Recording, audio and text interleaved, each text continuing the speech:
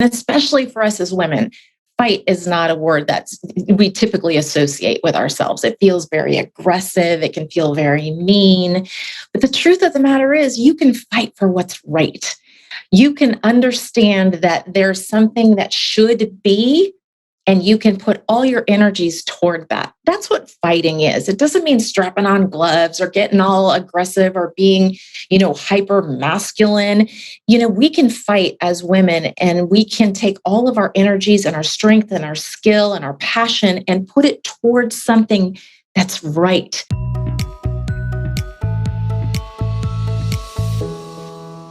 Welcome to yourbrilliance.com. I'm your host, Amy Waterman. Do you remember what you looked like back when you were 5 years old? So can you cast your mind back to what it felt like being that age? Not everyone has those old home movies, but if you do, and if you can actually watch yourself as a little kid, it's like watching another person. And it can be impossible to believe that that person was actually you. So what has changed in the years between then and now? Well, you've grown up, obviously, and you've slowed down probably, and life has gotten a lot more serious. Back then, it's like you had faith in the world, and you had faith that you would be taken care of, and you had faith in all of the fun you were going to have in your life. I don't know about you, but I'm kind of glad that my 5-year-old self didn't know what was to come in my life, because I think it would have scared her. And that makes me feel sad, because I think, why did life have to go off in such a wrong direction? Why couldn't my life have turned out a little bit more easily? Well, our guest for today knows what that feels like, because her life didn't turn out like she planned either. She had planned for herself this fantastic life. She was going to get her undergraduate degree at UCLA. She was going to go to law school. She's going to have the successful career, and then she was going to run for the Senate. But her plans derailed the first year of college when she got pregnant and she dropped out. She ended up in 2 failed marriages, cheated on, bullied, abused, and you would never guess any of that if you met Cindy Villanueva today. Cindy is an author. She is a martial artist. She's a marketing pro and a professor and an entrepreneur with a message. You can get back that joy you lost if you're willing to fight. And today, Cindy will be sharing with us some nuggets of wisdom from her book, Don't Fight Mad, A Black Belt's Quest to Recapture Joy. Welcome, Cindy. Thank you so much. I'm delighted to be with you. So I have to start out with a question. What were you like when you were 5 years old?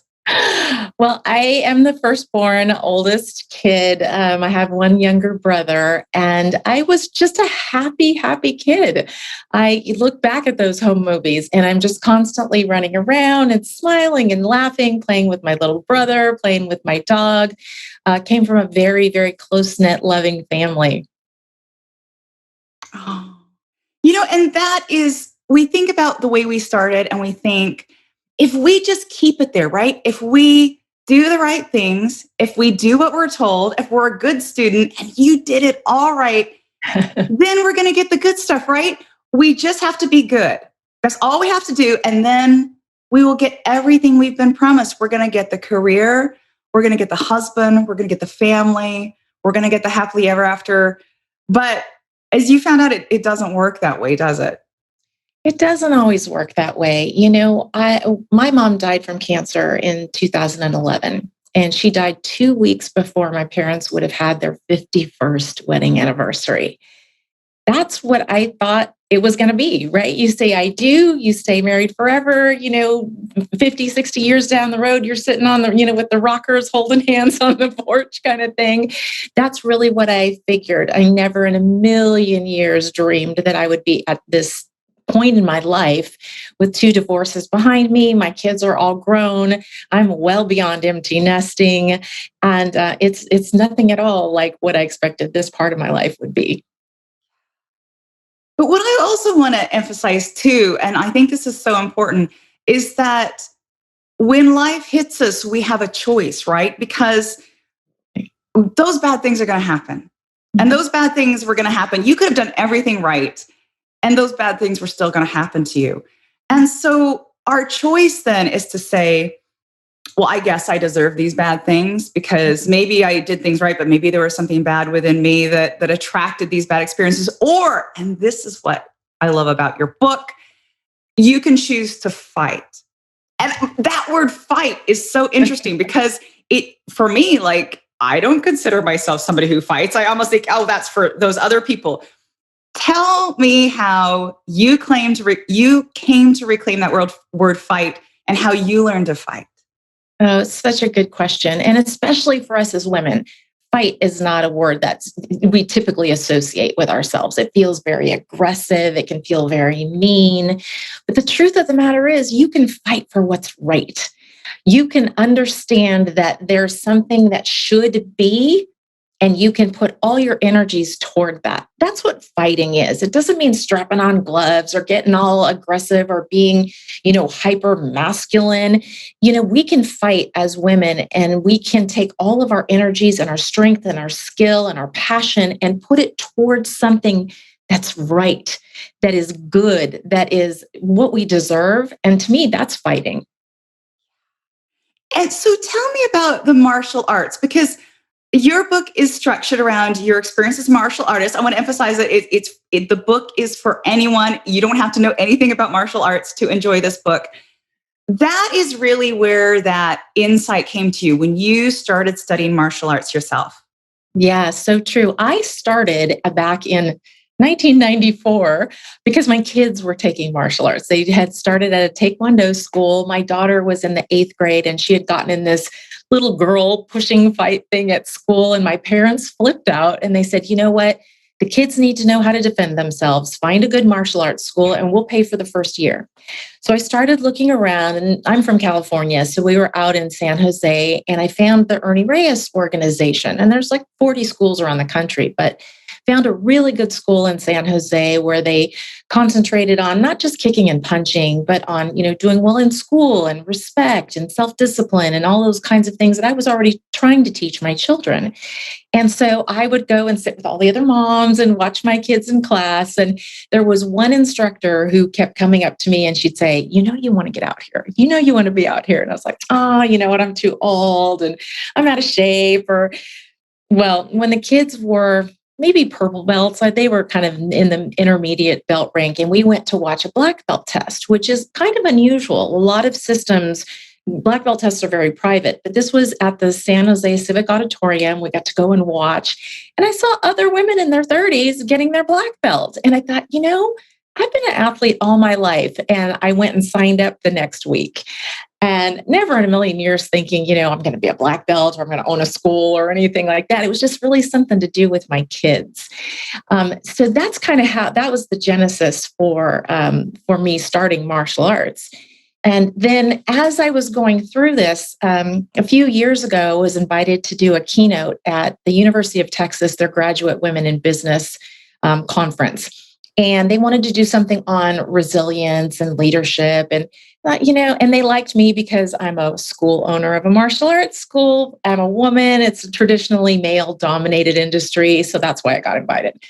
So I thought, okay, I got to do something around martial arts. And I started thinking about all of the steps. And, it wasn't forced at all. It was really obvious. Like, you know what? Yeah, when something bad happens to you, for the most part, we want to sit on the sidelines. We want to just kind of check out, like, I'm not going to be a participant anymore. I'm just going to be a spectator because it's safer out here.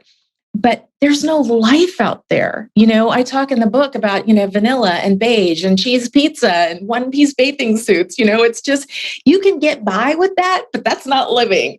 And so you have to get back in the ring. And that was the start of me thinking along those lines about my journey through martial arts since 1994.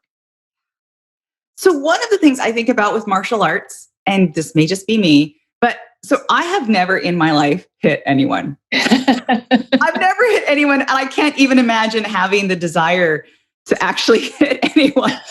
And this is where I'm really fascinated by what you do at your martial arts studio, because you teach boys and girls to hit. And I don't know about the boys, but I know the girls have a lot of messages. As a mom, I give my daughter this message: you don't hit. You just don't hit. How do you help them overcome that natural instinct to, be nice all the time? Yeah, it's such a good question. And I really faced that with some of my girls. The boys don't seem to have any problem hitting or being hit. Actually, they have more trouble getting hit, especially when they're getting hit by a girl, but that's a totally different story. But I tell a story in the book. I had a couple of girls who are both now, advanced black belts. They're off in college. In fact, one of them's already graduated. But when they started with me, they were quite young. And I don't let my students spar right off the bat. I know some schools do, but I always make sure that they've progressed to where they have enough skills that they can do it properly. So they had gotten to the point where they were ready to start sparring. And so there's always a big deal when you're at that stage to go and pick out your gear. And so they picked everything pink headgear, hand gear, the whole shebang. They were head to toe in pink. And super excited to get out and spar. And their dad came up to me one morning and he was just super worried. And he said, Cindy, how are you going to protect them? I mean, can they get hurt? Could they get punched in the face? And I was like, well, yeah, this isn't knitting club. This is martial arts. But, they're wearing headgear. They have a face shield. And there's always 2 black belts in every ring as they're sparring. They're going to be fine. So he would come to every sparring day and stand and sit and watch and make sure his girls were okay. But what I noticed once they started sparring was they had no problem taking a punch. They'd get kicked, they'd get punched, whatever, they'd come right back. But every single time they would punch, they'd say, "Oh, I'm sorry. Oh, I'm sorry." And I'm like, what is going on here? What do you mean you're sorry? And so then I started paying closer attention and I realized it's all the girls. They're all apologizing. And it really dawned on me that we are not socialized, even if you grew up with brothers. And I realize this is a generalization, but I had a brother. My brother's fine punching. I was not taught to punch. And as you say, you tell your girls, don't hit, don't hit. But there are times when it's appropriate, one of which is in a sparring match. You're not in a sparring match to just get hit. You're in a sparring match to score points. And it's exactly the same thing in life. Sometimes it's appropriate to throw a punch. And so what I had to do with my girls was I actually got to the point where if they said sorry on the mat, I gave them instruction. If you feel like you hit too hard, and sometimes that happens, you can say, time out. Are you okay? That's appropriate. However, if it's going to be I'm sorry, and you're not getting it, I'm going to say timeout and you're going to do 10 push-ups. And then it got up to 20 push-ups until I broke them of the habit because I said, I don't want you saying I'm sorry when it's an appropriate use of force. I don't want you saying I'm sorry if you actually have to use this out in the parking lot. You cannot get in the habit of apologizing for doing what's right. I love it. And what I also love is that, of course, in your book, this is a metaphor for life. So when we think about this as a metaphor, this is something that you used in your relationships as well. One of the delights of the book is seeing how you dealt with the end of your second marriage. And you learned, so we are good at taking punches. People hit us. Well, fine. But you learn to metaphorically fight back by making sure that you had what was yours and you were standing up for yourself. And I appreciate that so much. Oh, thank you. Yeah. I mean, we do take those punches. Oh, he cheated on me. Oh, that sucks, but okay, I'll take it. Oh, he embezzled from the company. Oh, okay. But, at some point you go, okay, I'm going to strap them gloves on. Guess what? You know what? Resign your shares in the corporation. I'm changing the locks. I'm changing the passwords. No, you can't do this. No, you can't do that. This is my school and damn it, you don't get to do any of those things anymore. And I'm not taking those punches. And not only am I not taking those punches, you know what? We're going to brawl if we need to, because this is the right thing to do. I'm not being aggressive. I'm not being angry. I'm not being wrong. I'm standing up for what's right. And I think that's the distinction that for so many of us, we just automatically write off fighting to, oh, that's bad. That's bad. Yeah, if you just, walk out and pick a fight with somebody who, takes your parking spot or cuts in front of you in line, yeah, that's wrong. Please don't do that. But if someone is taking advantage of you, you have every right to defend yourself, physically or figuratively. And for those of us who have spent our entire lives being nice and taking the punches and not standing back, this isn't how we have to continue, because you started learning these lessons a lot later in life. You basically hit your stride in your 40s. You got your MBA in your 50s. And so you have learned that even if you spent your entire life taking the punches, you don't have to keep doing it. You can learn a new way. Absolutely. Absolutely. And I will say, um, yeah, better late than never. Right. And just, I can remember I'll be 60 in September. I can remember when my mom was 60 and she was an old woman. I'm not an old woman. We don't have to be old at 40 or 50 or 60 or 80. I'm reinventing the rules for myself constantly. And I'll say my daughter got her master's degree before I did. But it was something that was important to me. I had wanted to do my MBA forever. And initially I started looking around at programs and I was like, okay, well, that one's too expensive, or that one, the times don't work out for me, or that one, I'm not crazy about the program. And I'm taking punch, punch, punch. And I was like, oh, I guess this just isn't going to work out. I guess this is just my lot. I missed my chance. Wah. But one day I'm driving down the road, I'm listening to NPR, and there was an advertisement on the radio for Concordia University's MBA program in leadership. Well, Concordia is like 15 minutes away from where I was living at the time. And so I go home and I'm looking online. It's like leadership. This is exactly what I want. I mean, I don't need an MBA to do better in my job. I had a great career, but it was something I wanted to do. And I thought, no, I'm strapping on the gloves. You know what? I'm fighting back. And I looked, and I had like literally a week to get all my application in, to get my transcripts, to get my letters of recommendation. I mean, I'm like literally 11 o'clock at night. The last night I could press send, I did. Got accepted, started in January, and I did my MBA. And so now, towards the end of the program, I was talking to the director and I said, I love this. It's a small university. I love the feel. I'd really love to come back here and teach. She said, once you finish, come and talk to me. And so a year later, I started teaching undergraduate marketing and communications, and I'm one of only a couple non-terminally degreed professors in the MBA program because I have 20 years of experience in marketing. So I teach marketing management and I teach leadership in the community in the MBA program. And I love it. I love it. It's not, nothing that you're going to make a living at. I mean, you work at a small little college, you're not going to make enough money to live on. But I absolutely love it. It's a passion project for me. I love working with students and seeing them grow.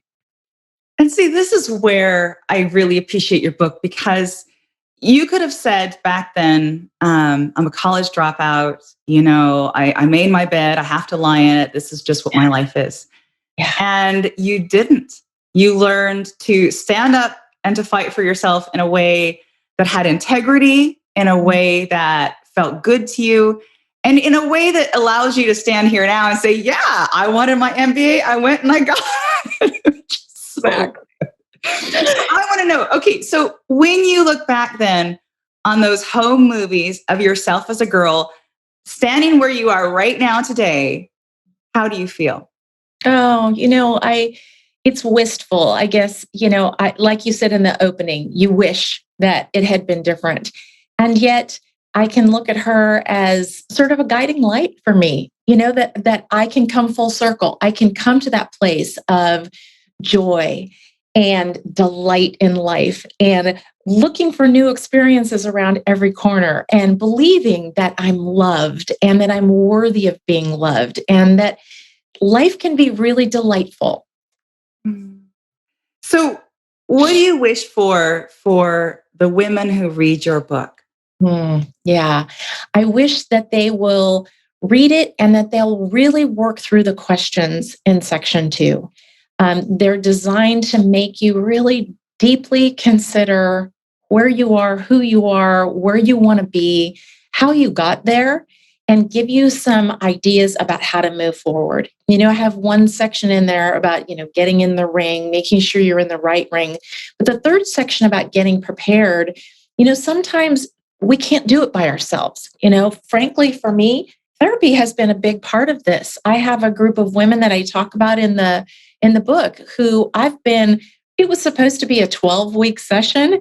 We've been meeting together biweekly for 10 years, and they're like sisters. And sometimes that's what you need. Maybe you need to go back to school like I did. Maybe you need to chill out and you need to go get a yoga class, or you need to start painting, or you need to do whatever. But go through the questions, figure out where you are, figure out what you need, and believe 100% that no matter what you've ever done, no matter what decisions you've made, no matter what anybody has ever said to you about who you are, that you can reclaim that 5-year-old, that you have every right to deserve and believe that you are worthy of a life of joy and love and being willing to take some risks. For those of you watching, are you ready to get your copy of the book? All right. Well, if you want to go right now and get your copy of Don't Fight Mad, we've got a link for you. Just go to yourbrilliance.org/CindyV. So that's yourbrilliance.org/CindyV. Thank you so much Cindy for coming on to the show. And I wondered if you had any last message you would like to leave our viewers with. I'm just so grateful for the life that I've had. It's easy to look back and have regrets. Don't get stuck there. It's counterproductive for your life and for anybody else. And when you sit on the sidelines, not only do you suffer, we all suffer, because every single one of us has something special to offer. And when you sit on the sidelines, you deprive the rest of us of your brilliance. Oh, thank you so much, Cindy. And thank you out there, everyone, for watching. Now, I'm sure you had, like me, tons of aha moments and insights while watching this interview. If you feel comfortable, share your favorite one with us in the comments. And for more interviews like these, make sure to subscribe to Your Brilliance TV here on YouTube, and then come on over to yourbrilliance.com for more tips and insights on how you can live your most brilliant life. See you next time.